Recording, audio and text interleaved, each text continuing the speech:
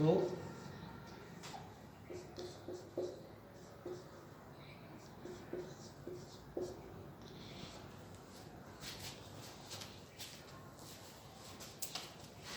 Hello hello hello प्यारे बच्चों, geography का जो लेसन चल रहा था मानव भूगोल का, लेसन 1 मानव भूगोल प्रकृति एवं विषय क्षेत्र, इस लेसन का कुछ पार्ट बचा हुआ था, उसके बारे में अपन अध्ययन करेंगे कि जो मानव भूगोल है उसके जो प्रमुख जो पार्ट हैं उन पार्टों में सबसे पहले अपन देखते हैं, समझते हैं कि नंबर 1 पे अपन चले बात करें तो प्राकृतिक वातावरण, दूसरा कर्मिक अनुक्रम, दूसरे प्रदेशों से संबंध, समायोजन में प्रादेशिक संगठन, प्रदेश के प्राकृतिक संसाधन। ये डायग्राम समझने से पहले अपन थोड़ा वापस चलते हैं। मानव भूगोल की 3 विचारधाराएं थी। पहले विचारधारा का नाम निश्चयवाद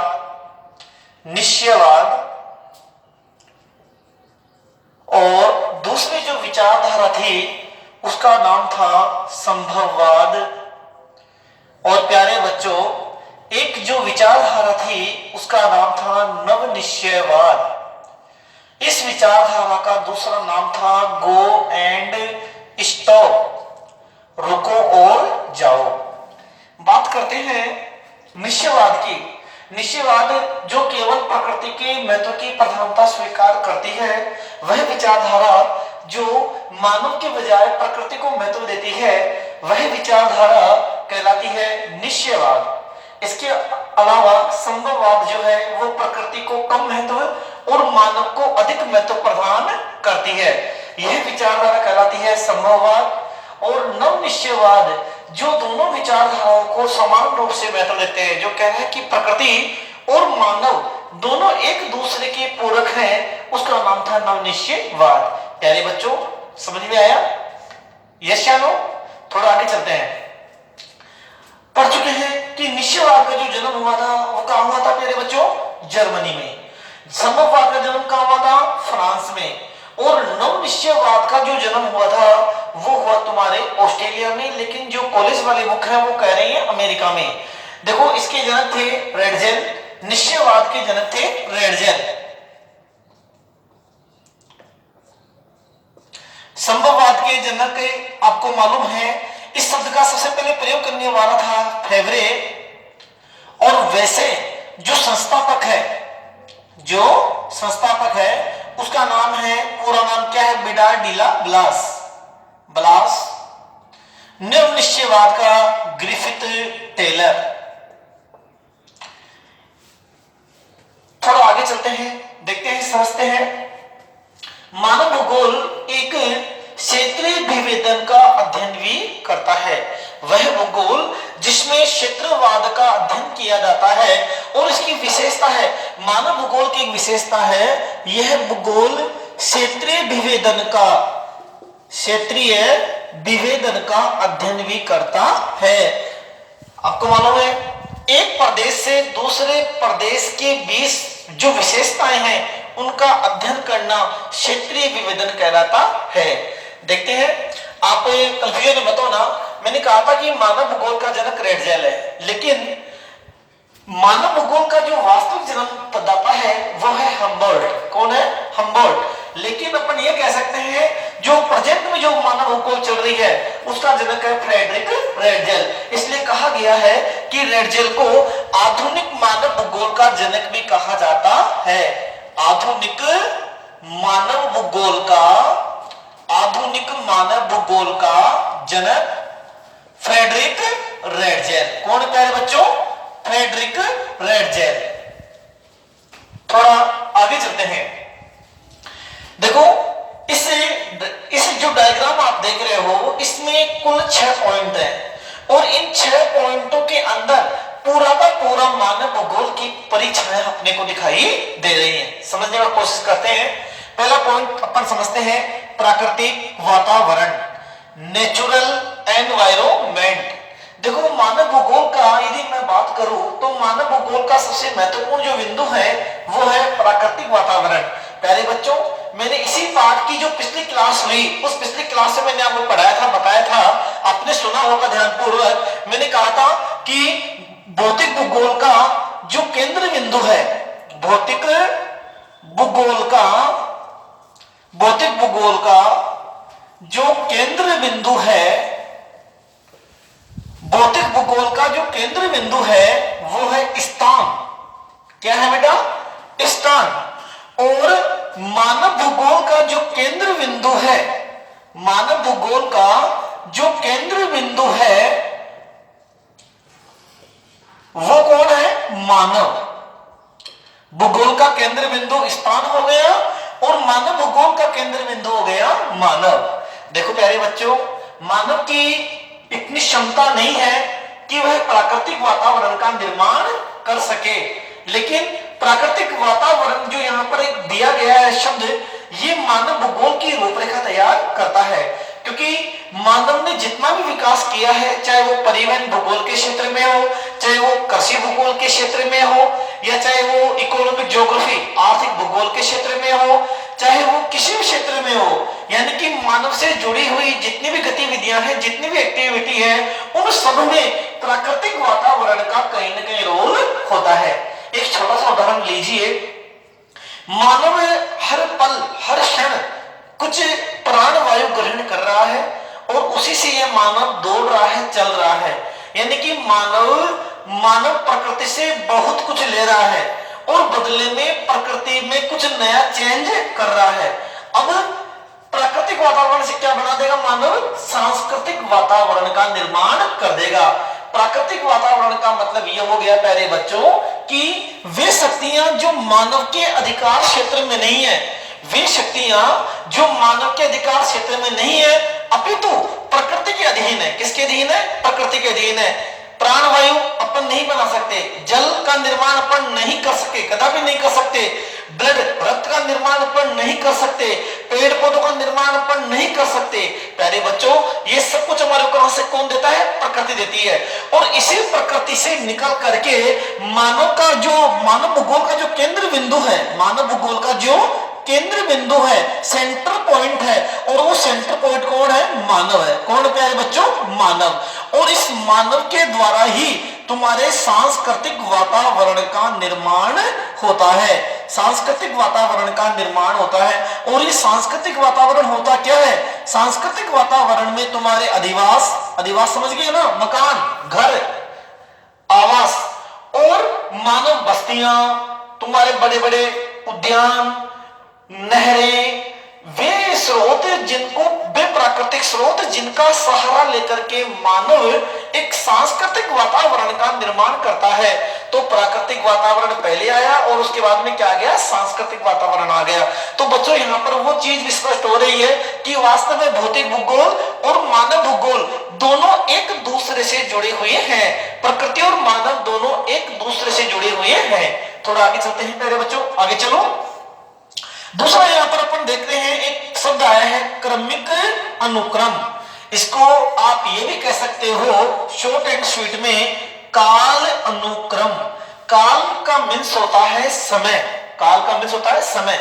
एक शब्द कई बार आता है कि इतिहास, इतिहास, यानी कि जो बीत चुका है, जो बीत चुका है उसको अपन बोलते हैं इतिहास। मानव भूगोल का इतिहास भी बहुत छोटा नहीं है, बड़ा व्यापक इतिहास है। यदि मैं मानव भूगोल के विकास की बात करूं और इसकी गति की बात करूं तो मानव भूगोल का विकास मैंने 3 भागों में हुआ। कितने भागों में हुआ प्यारे बच्चों? 3 भागों में। पहला हुआ प्राचीन काल, दूसरा मध्यकाल, और तीसरा हुआ आधुनिक काल। आधुनिक काल। प्यारे बच्चों, प्राचीन काल, मध्यकाल और आधुनिक काल, कुल मिलाकर के काल अनुक्रम जैसे जैसे मानव को उसकी समायोजन की तरह सुविधा मिलती हुई चली गई, एडजस्टमेंट के अकॉर्डिंग वो चलता गया, और जैसे जैसे को आवश्यकता महसूस हुई उस आवश्यकता की पूर्ति करने के लिए मानव ने लगातार अपने धीरे धीरे सने सने कदम बढ़ाते हुए मानव ने विकास किया है। आप आदि मानव को यदि अपन देखें और उस आदि मानव और आज का जो आधुनिक मानव है, क्या उसमें अंतर है? यस या नो? आदि मानव और आधुनिक मानव में कुछ अंतर है। और यदि मैं बात करूं उस मध्यकाल की, तो आदि मानव और आधुनिक मानव के बीच में भी एक समय आया था, वो था मध्यकाल। और मध्यकाल में विकास बिल्कुल जिसको अपन बोलते हैं धीरे धीरे धीरे धीरे गति को आगे बढ़ रहा था। आप ये कह सकते हो कि ये तो हो गया तुम्हारा अल्पविकसित मानव, ये हो गया तुम्हारा विकासशील मानव, और ये तुम्हारा हो गया विकसित मानव। देखते हैं आगे चलते हैं थोड़ा बच्चों। दूसरे प्रदेशों से संबंध। देखो प्रदेश, वैसे अपन यदि पॉलिटिकल ज्योग्राफी की बात करूं तो पॉलिटिकल ज्योग्राफी एक ब्रांच है, मानव भूगोल की एक शाखा है पॉलिटिकल ज्योग्राफी, राजनीतिक भूगोल।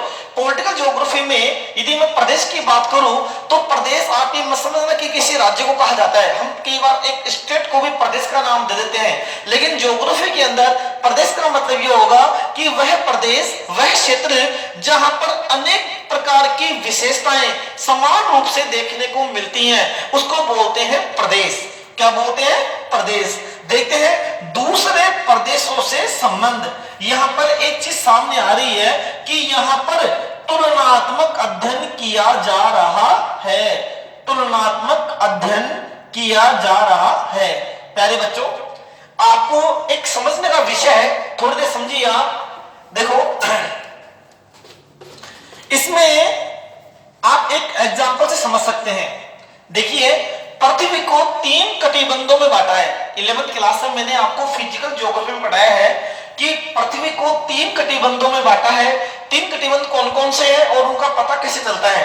देखते हैं 3 कटिबंध। सबसे पहले यदि अपन बात करें तो पृथ्वी के बीच में एक रेखा गुजर रही है, काल्पनिक रेखा, और उस रेखा का नाम है भूमध्य रेखा। क्या नाम है प्यारे बच्चों? भूमध्य रेखा। इसका मान होता है 0 डिग्री। क्या मान होता है? 0 डिग्री। और इसका दूसरा, इसका जो भाग होता है, इसका दूसरा जो नाम होता है वो नाम है विषुवत रेखा। लेकिन यदि अपन मैं कटिबंध की बात करूं तो 0 डिग्री से 23.5 डिग्री नॉर्थ। देखो ये तो हो गया उत्तरी ध्रुव और ये हो गया दक्षिणी ध्रुव, उत्तरी गोलार्ध और दक्षिणी गोलार्ध। देखते हैं 0 डिग्री से 23.5 डिग्री जो रेखा होती है उसको बोलते हैं अपन कर्क रेखा। और 0 डिग्री से 23.5 डिग्री साउथ में जो रेखा खींची जाएगी उस रेखा को अपन क्या बोलते हैं बच्चों? मकर रेखा। ये तो हो गई तुम्हारी कर्क रेखा और ये तुम्हारी हो गई मकर रेखा। ठीक है, ये तुम्हारा विषुवत हो गया। इसके बाद में 23.5 से 66 डिग्री, और इसके बाद में यहां पर क्या आ गया तुम्हारे 90 डिग्री, 23.5 से 66 डिग्री, और इसके बाद में आ गया तुम्हारा 90 डिग्री। कुल मिलाकर के 90 डिग्री अक्षांश उत्तरी गोलार्ध के हैं और 90 डिग्री अक्षांश दक्षिणी गोलार्ध के हैं। अब बात हो रही है कटिबंध की। जलवायु, जो अपन जलवायु में मैंने आपको 11th में पढ़ाया था, ध्यान रखना कि हमेशा अक्षांश जलवायु का निर्धारण करते हैं। अक्षांश जलवायु का निर्धारण करते हैं और देशांतर समय का निर्धारण करते हैं। सबको याद होना चाहिए, समय का निर्धारण किससे किया जाता है? देशांतर से करते हैं समय का निर्धारण। और जलवायु का निर्धारण कौन करता है? जलवायु का निर्धारण करता है अक्षांश। याद आ रहा है कुछ 11th क्लास का पढ़ाया हुआ? अक्षांश जलवायु का निर्धारण करते हैं और देशांतर समय का निर्धारण करते हैं। देखते हैं 0 डिग्री से 23.5 डिग्री कर्क रेखा और 23.5 से 66 डिग्री, इसको अपन बोलते हैं आर्कटिक वर्त या उप ध्रुव वर्त। और इसके बाद में आ गया तुम्हारा शीत कटिबंध। अब समझिए, समझने का विषय है। 0 डिग्री से अपन 23.5 डिग्री चलेंगे या 0 डिग्री से 23.5 डिग्री साउथ में चलेंगे तो यहां पर एक कटिबंध बनता है बच्चों, और उस कटिबंध का नाम है उष्ण कटिबंध। क्या नाम बनता है यहाँ पर? उष्ण कटिबंध। यहां पर भी और यहां पर भी क्या बनता है? उष्ण कटिबंध। 23.5 डिग्री से और 66 डिग्री तक अपन नाम देते हैं और उसका नाम होता है प्यारे बच्चों उपोषण या शीतोष्ण कटिबंध। बात कर रहा हूं मेजर ज्योग्राफी की, जनरल ज्योग्राफी की, आपके चक्कर में ही पड़ जाए कि सर राजस्थान में तो 30 डिग्री तक ही माना गया है उपोषण, वो नहीं है। लेकिन सामान्य जो ज्योग्राफी है, जनरल जो ज्योग्राफी है, फिजिकल जो ज्योग्राफी है, उसके अंतर्गत ये 3 कटिबंध माने गए हैं। इसके बाद में यहां पर भी क्या आ जाएगा, शीत कटिबंध, और 23.5 से 66 तक क्या आ जाएगा प्यारे बच्चों, उपोषण या शीतोष्ण कटिबंध। आपको आंकड़ा इतना सा याद अवश्य रखना है, और वो क्या याद रखना आपको, 0 डिग्री से 23.5 डिग्री, चाहे आप नॉर्थ में जाओ और चाहे आप साउथ में जाओ, कौन सा कटिबंध कहलाता है, उष्ण कटिबंध। 23.5 डिग्री से 66 डिग्री तक, चाहे वो नॉर्थ भी हो सकता है और साउथ भी हो सकता है, क्या कहलाता है, उपोषण कटिबंध या शीतोष्ण कटिबंध। इसके बाद में 66 डिग्री से 90 डिग्री के बीच में, चाहे वो नॉर्थ हो चाहे वो साउथ हो, क्या नाम दिया गया है प्यारे बच्चों, शीत कटिबंध। समझ में आया नहीं आया? तो पूरी पृथ्वी को, संपूर्ण पृथ्वी को 3 कटिबंधों में बांटा गया है, और सबसे बड़ी जो रेखा होती है, जो व्रत होता है, उसका नाम होता है भूमध्य व्रत। और याद कर लेना, भूमध्य रेखा का जो मान होता है प्यारे बच्चों, वो होता है 0 डिग्री। कई बार कंपटीशन एग्जाम में भी पूछ लेते हैं, कल को आप बीएसटीसी वगैरह के एग्जाम दोगे या अन्य कंपटीशन दोगे, तो ज्योग्राफी से बहुत सारे रिलेटेड प्रश्न उठ करके आते हैं, और उस समय बड़ा गलत होता है। यही से समझिए, भूमध्य रेखा का मान हो गया 0 डिग्री, और कर्क रेखा, कर्क रेखा किसे कहेंगे, 23.5 डिग्री जो नॉर्थ में है उसको अपन बोलेंगे कर्क रेखा, 23.5 डिग्री जो दक्षिण में है उसको अपन बोलेंगे मकर रेखा। ठीक है, इट इज क्लियर? तो ध्यान रखिए, 0 डिग्री से 23.5 डिग्री यानी कि ये हो गया उष्ण कटिबंध, 23.5 डिग्री से 66 डिग्री उपोष्ण कटिबंध, और 66 डिग्री से 90 डिग्री के बीच में प्यारे बच्चों हो गया शीत कटिबंध। तो यहां पर ये इसलिए समझाया गया, दूसरे प्रदेशों से संबंध, यहां पर दूसरा शब्द लगते ही यहां पर एक शब्द आ रहा है, यहां पर तुलनात्मक अध्ययन किया जा रहा है, अन्य प्रदेशों से तुलनात्मक अध्ययन करना। बात करूंगा 0 डिग्री से 23.5 डिग्री, हमारे भारत जिस देश में अपन रहते हैं, भारत एशिया महाद्वीप में है, और भारत का उपमहाद्वीप कौन है, भारत का उपमहाद्वीप भारत है, ध्यान रहे। और भारत कौन से कटिबंध में स्थित है, भारत उष्ण कटिबंध में स्थित है। भारत में कौन सी जलवायु पाई जाती है, उष्ण कटिबंधीय मानसूनी जलवायु। उष्ण कटिबंध में यहां पर एक शब्द और लग गया, भारत की जलवायु के मानसूनी शब्द, क्योंकि भारत में जो वर्षा होती है वो 2 मानसूनों से होती है, दक्षिणी पश्चिमी मानसून सुना आपने, और उत्तरी पूर्वी मानसून। जब मानसून आता है तो सबसे पहले केरल, 1 जून को केरल तट में वर्षा करता है मानसून, सबसे पहले राज्यों की बात करूं। इसके अलावा बात करता हूं मैं, लौटता हुआ मानसून का नाम होता है उत्तरी पूर्वी मानसून। ठीक है बच्चों, तो दूसरे प्रदेशों से संबंध। अब मैं कहना चाहूंगा कि राजस्थान में सबसे ज्यादा क्या पैदा होता है, राजस्थान में सबसे ज्यादा जो फसल पैदा होती है प्यारे बच्चों, वो होती है बाजरा। क्या होती है, बाजरा। बाजरा में तो नंबर 1 है कौन, राजस्थान। बात करते हैं, राजस्थान में बाजरा पैदा हो रहा है, राजस्थान में चावल भी पैदा हो रहा है, राजस्थान में गेहूं भी पैदा हो रहा है, लेकिन जनसंख्या के दृष्टिकोण से यदि मैं देखूं, यदि उसकी उत्पादन के दृष्टिकोण से देखूं, तो शायद चावल अपने को केरल से भी लेना पड़ सकता है, पंजाब से भी लेना पड़ सकता है, आंध्र प्रदेश से भी लेना पड़ता है, यानी कि जो अग्रणी जो राज्य हैं चावल उत्पादन में, उनमें से अपने को चावल खरीदना पड़ता है। और वहां वे लोग क्या खरीद सकते हैं भारत से, वे लोग राजस्थान से क्या खरीद सकते हैं, वे लोग राजस्थान से बाजरा की उम्मीद करते हैं। क्योंकि यहां पर दूसरे प्रदेशों से संबंध ये व्यक्त करने जा रहा है कि वास्तव में मानव का सभी चीजों के ऊपर उसका उपयोग करने का अधिकार है। जहां पर चावल पैदा नहीं हो रहा है, क्या वो बाजरा नहीं खा सकता, यस या नो? और जहां बाजरा पैदा हो रहा है, क्या वो चावल नहीं खा सकता, यस या नो? कुल मिलाकर के वस्तुओं का आदान प्रदान करना। अब यहां पर फिर वापस बात आती है प्राकृतिक वातावरण की, कि जहां पर जिस प्रकार का वातावरण है, जिस प्रकार का नेचुरल एनवायरनमेंट है, उस नेचुरल एनवायरनमेंट के मुताबिक ही वहां पर फसलें पैदा की जाती हैं, यस या नो?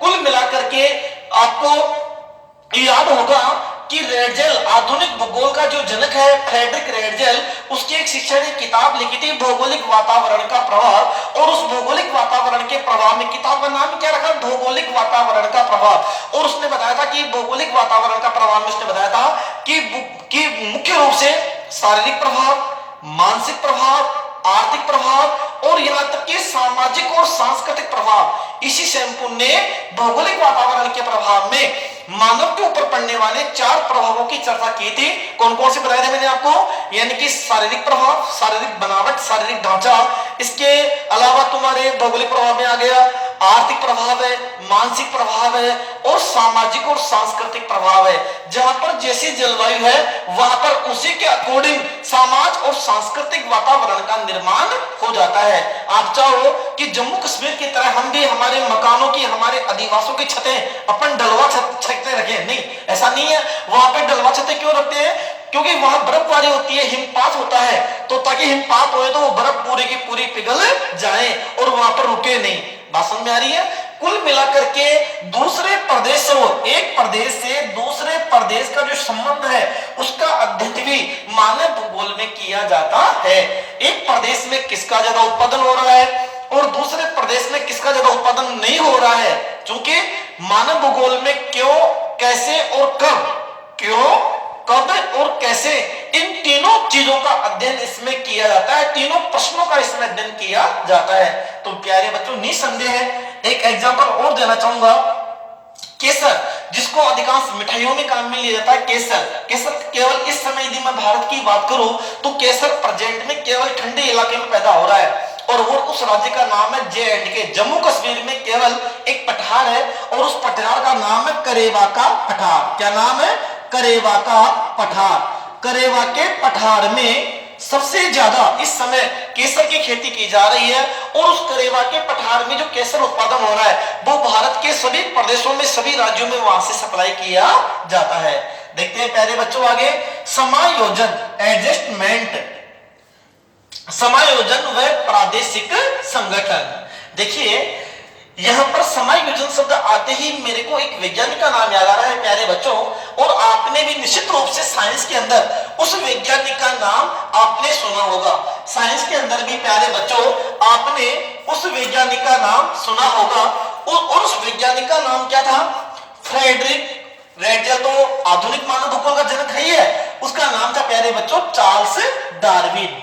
करते हैं, चार्ल्स डार्विन ने क्या कहा था समायोजन को लेकर के, साइंस में आपने खूब पढ़ा है, देखते हैं, चर्चा करते हैं।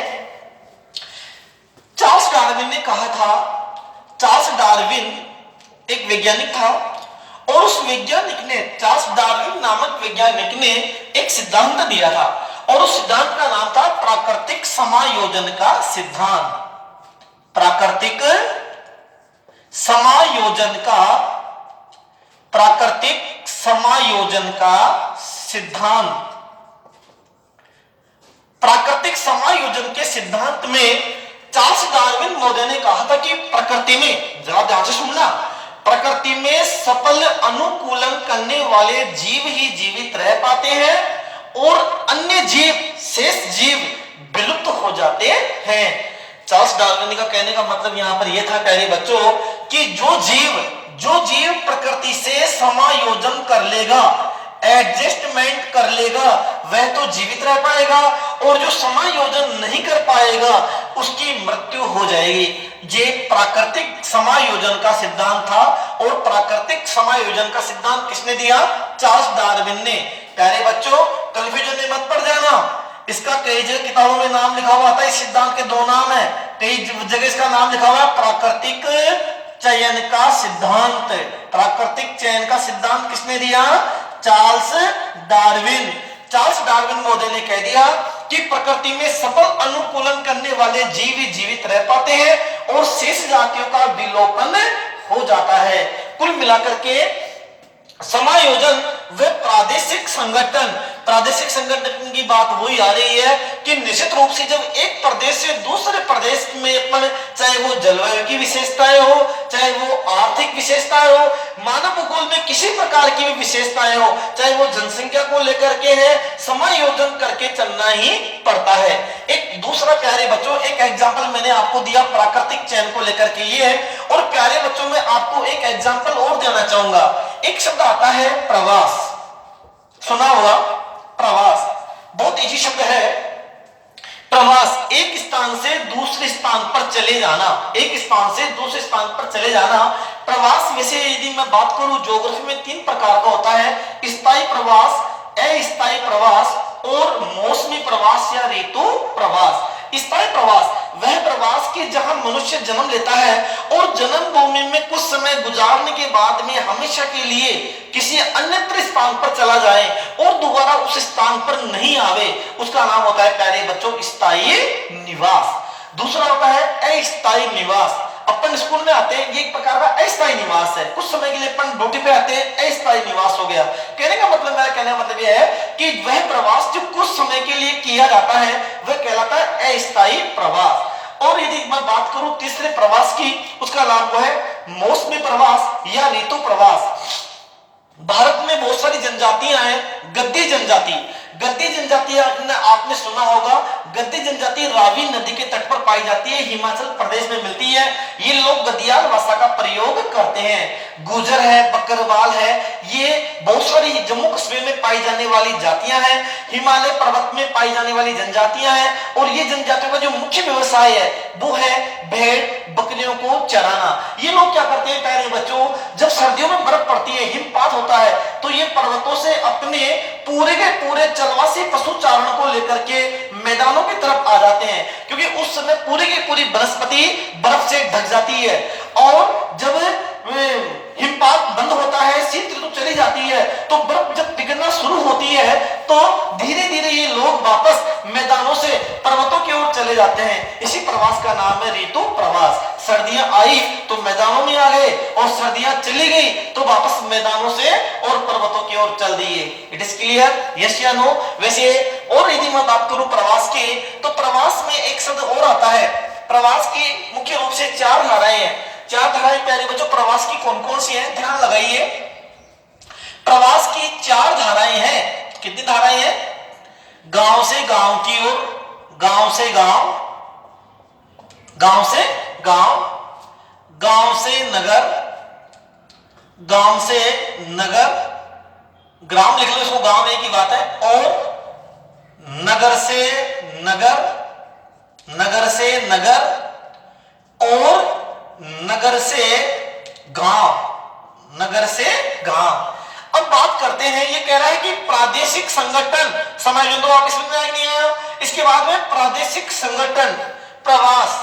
हमारे शापरा, यही को उदाहरण ले लेते हैं। शापरा में बहुत सारे पंजाब के वासियां निवास कर रहे हैं।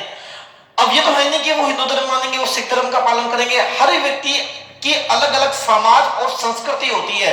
मानव भूगोल में पढ़ेंगे, पर भील जनजाति के बारे में पढ़ेंगे, ग्रासीय जनजाति के बारे में पढ़ेंगे। कुल मिलाकर के बात हो रही है प्रवास की। जब कोई अन्य धर्म या अन्य संस्कृति का मानव कहीं आकर के रहने लगता है, तो क्या वहां पर रहने वाले लोगों की संस्कृति उस संस्कृति से मिलेगी कि नहीं मिलेगी? यस या नो? निश्चित रूप से कुछ समय बाद मिलकर के जैसे जैसे उनका परिवार बढ़ता हुआ चला जाएगा, तो वहां पर एक नवीन संस्कृति का निर्माण होगा। और यदि मैं ये कहूं आपको कि यह संस्कृति कुछ समय पश्चात मिश्रित संस्कृति का निर्माण भी यहां पर देखने को मिल जाता है। क्या मिल जाता है? मिश्रित संस्कृति का निर्माण। यानी कि यहां पर सिख धर्म भी है, हिंदू धर्म भी है, इस्लाम धर्म भी है, जैन धर्म भी है। कुल मिलाकर के यहाँ पर मिश्रित संस्कृति का निर्माण भी करता है। कौन करता है? प्रवास करता है। इट इज क्लियर, यस या नो? बोलो बच्चों। अब आगे चलते हैं। कुल मिलाकर के प्रवास क्यों होता है, देखते हैं प्रवास की बात। प्रवास की चर्चा यदि मैं बात करूं, तो प्रवास की जो चर्चा है प्यारे बच्चों, प्रवास में मुख्य रूप से भारत में प्रवास के 2 ही कारण हैं।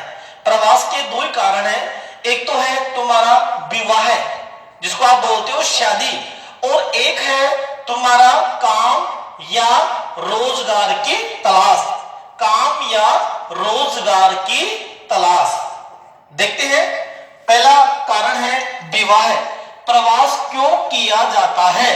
देखो हमारे हमारे यहां पर एक शुरू से प्रथा रही है कि स्त्री जन्म कहां लेती है और शादी होने के बाद में उसका शेष जो जीवन है वह उसके ससुराल में व्यतीत होता है।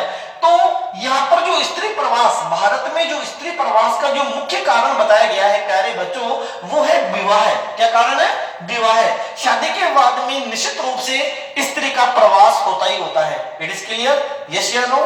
अच्छा, दूसरी बात है काम और रोजगार। पुरुष के घर क्यों छोड़ते हैं? पुरुष के जो घर छोड़ते हैं वो छोड़ते हैं काम और रोजगार की तलाश में, जहां पर उसको अच्छी सैलरी और अच्छा वेतन, अच्छा सब कुछ, उसको जो अच्छी सुविधाएं मिलती हैं, तो वो काम और रोजगार की तलाश में अपनी जन्मभूमि जहां वो रह रहा है उसको छोड़ने के लिए भी तैयार हो जाता है। इसलिए ध्यान रहे, भारत में प्रवास के दो मुख्य कारण है। स्त्रियों का जो प्रवास होता है प्यारे बच्चों वो होता है विवाह के कारण, महिलाओं का जो प्रवास होता है वो विवाह के कारण होता है, और पुरुषों का जो प्रवास होता है वो होता है काम और रोजगार की तलाश में। लेकिन प्यारे बच्चों, कभी कभी एक शब्द आता है अपवाद, कभी कभी एक शब्द आता है अपवाद। भारत में एक राज्य है जो अपवाद है, भारत में एक राज्य है जो अपवाद है, और उस राज्य का नाम है प्यारे बच्चों मेघालय। क्या नाम है? मेघालय। मेघालय राज्य में क्या होता है? उल्टा होता है। मेघालय राज्य में स्त्री को ससुराल जाना नहीं पड़ता, बल्कि पुरुष को ससुराल जाना पड़ता है। और यहाँ पर बिल्कुल उत्प्रवास यानी प्रवास, यहाँ पर प्रवास पूर्ण रूप से भिन्न है। आप देख सकते हैं यहाँ विवाह होने के बाद में स्त्री ससुराल नहीं जाती है, क्योंकि मेघालय जो राज्य है, मेघालय राज्य में जो परिवार है वो है मातृसत्तात्मक परिवार। कैसे परिवार है? मातृसत्तात्मक परिवार। और अन्य भारत की यदि मैं बात करूं प्यारे बच्चों, तो यहाँ पर पुरुष प्रधान समाज है। कैसा समाज है? पुरुष प्रधान समाज है, पुरुष के घर में चलती है। देखते हैं, मेघालय में एक ऐसा राज्य है जहां पर पुरुष का जो प्रवास होता है वो होता है विवाह के कारण। It is clear? No doubt? Yes या नो? आगे बढ़ते हैं प्यारे बच्चों, देखते हैं प्रदेश के प्राकृतिक संसाधन।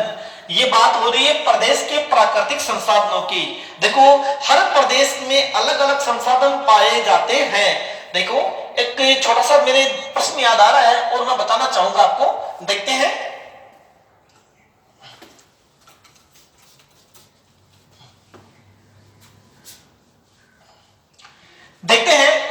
सबसे पहले संसाधन होते क्या है?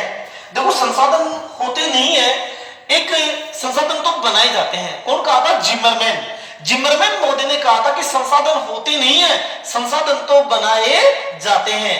लेकिन संसाधनों का संरक्षण करना भी मानव का उत्तरदायित्व है। संसाधनों को लेकर के सबसे पहले जो चिंता व्यक्त की थी, यहाँ पर अगला जो पॉइंट आएगा वो आएगा जनसंख्या का। ये दोनों पॉइंट आपस में इनका संबंध बता रहा हूं आपको। देखिए एक हुए थे माल्थस नामक वैज्ञानिक। क्या नाम था? माल्थस, जिसने सबसे पहले चिंता व्यक्त करी। किसको चिंता व्यक्त करी?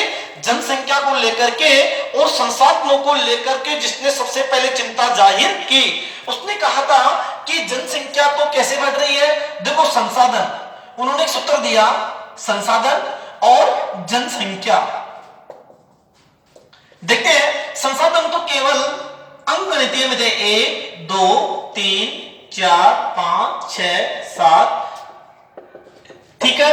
और जनसंख्या कैसे बढ़ रही थी? 1 2 4 8 16 32 64, इस प्रकार से संख्या बढ़ रही थी। अब देखो यहां तक भी संतुलन ठीक था, यहां तक भी ठीक था, यहां तक माइनस में होने लगा था। यहां 4, यहां 8, फिर यहां 5, यहां 16, यहां 6, यहां 32। तो माल्थस पहले वैज्ञानिक थे जिन्होंने संसाधनों, जनसंख्या और संसाधनों को लेकर के चिंता व्यक्त की कि जनसंख्या बढ़ रही है और संसाधन घट रहे हैं। प्यारे बच्चों, आपको मालूम है संसाधनों को बढ़ने में लाखों करोड़ों वर्षों का समय लगता है।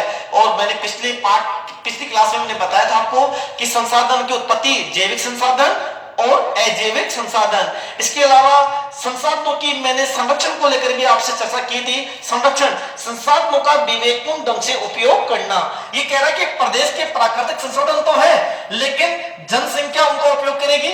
लेकिन यहाँ पर एक समझना है संरक्षण। संरक्षण में एक वैज्ञानिक थे, नाम था एली। क्या नाम था? एली। और एली ने कहा था कि वर्तमान पीढ़ी का त्याग ही, वर्तमान पीढ़ी का त्याग ही संरक्षण है।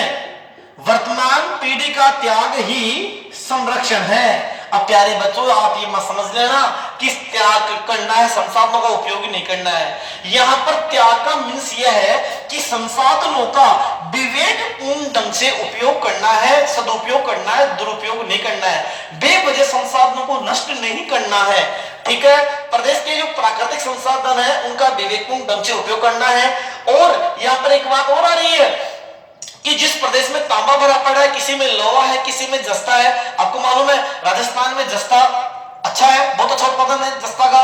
और यहाँ पर तुम्हारे granite city Jalore, it is clear. और अंतरराष्ट्रीय जो मंडी है संगमरमर की, मार्बल की, राजस्थान में ही है। इसके अलावा जो ताजमहल बना है विश्व का 7वां अजूबा जो बताते हैं, 7 अजूबों में। और ताजमहल का जो पत्थर बना है, पत्थर जो गया वो कहां से गया था? राजस्थान के मकराना। मकराना कहां पर है बेटे? नागौर में। कुल मिलाकर के ऐसे संसाधनों का संरक्षण पूर्वक करना है। वर्तमान पीढ़ी का त्याग ही संरक्षण है। त्याग का मतलब यह हो गया बेटे कि संसाधनों का हमारे को विवेकपूर्ण ढंग से उपयोग करना है।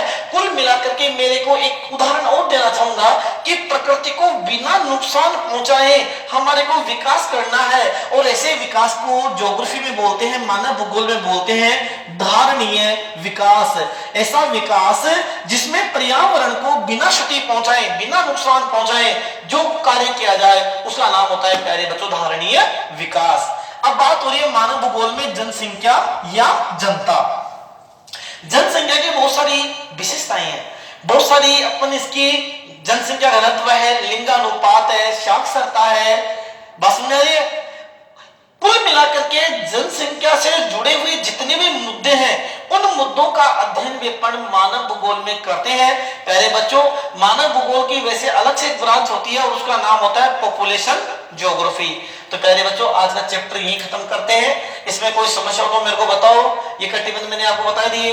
0 डिग्री से 23.5 डिग्री उष्ण कटिबंध, 23.5 डिग्री 66.5 डिग्री उपोष्ण है शीतोष्ण कटिबंध, और 66.5 डिग्री से 90 डिग्री शीत कटिबंध। इस डायग्राम में कोई समस्या हो तो मेरे को बताओ। अब अपन ने एक एक चीज पूरी पूरी खोल करके अपन ने कोशिश की है। और ध्यान ये रखना है कि भौतिक भूगोल इक्वल टू प्राकृतिक वातावरण और मानव भूगोल इक्वल टू सांस्कृतिक वातावरण। और सांस्कृतिक वातावरण का निर्माण मानव तभी कर पाएगा जब उसको नेचुरल एलिमेंट्स उसको प्राप्त होते रहेंगे। ठीक है, धन्यवाद, थैंक यू।